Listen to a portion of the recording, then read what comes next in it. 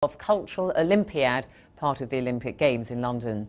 The Globe Theatre is to put on all of Shakespeare's plays from drama groups in 37 different countries. One of the most exotic productions will be a comedy of errors in Persian from Afghanistan. Tahir Kadiri from BBC Persian TV has this report from Kabul.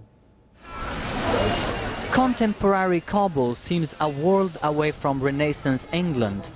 But for the director Corinne Jobber, the decision to set one of Shakespeare's early comedies in modern-day Afghanistan was an obvious one. Well, I think Renaissance Elizabethan England is much closer to contemporary Afghanistan than it is to anywhere else in Europe, that's for sure.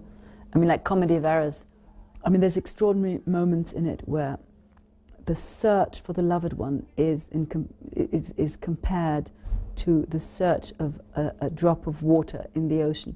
And because you are so lost by looking for a loved one, you lose yourself, which is a very spiritual concept and which any Afghan could relate to here.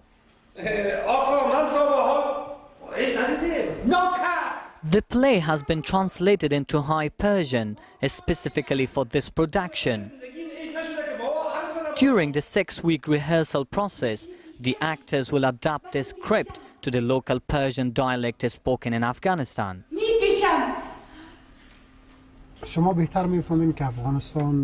Afghanistan is associated with terrorism, drugs and poverty. We want to show the world that this is not the reality.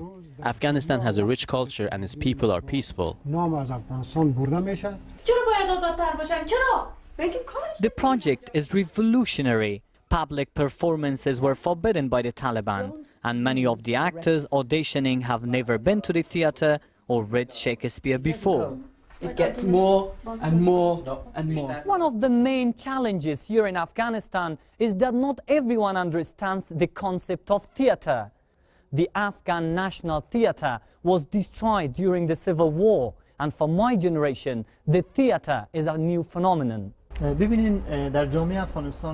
government doesn't care about culture. If I asked the president now, what do you know about theatre, he wouldn't know what I was talking about. I don't think he's been to the theatre or knows how important culture is. Many women are unwilling to take part. Abida is an Afghan TV star who is hoping to be cast in the play. She told me that to be an actress in Afghanistan is seen as shameful. She began acting to support her 7 children, but has now been disowned by many of her family. Once the play is cast, the actors will rehearse in India rather than Kabul because of security concerns. And when they reach the Globe in London later this year, the site of Shakespeare's original theatre, they hope to transform the audience's perception of Afghanistan and maybe also of Shakespeare. Tahir Kadiri, BBC News. Lovely stuff. Now, before we go, I want to show you some pictures that have just come in from Germany, from the northern town of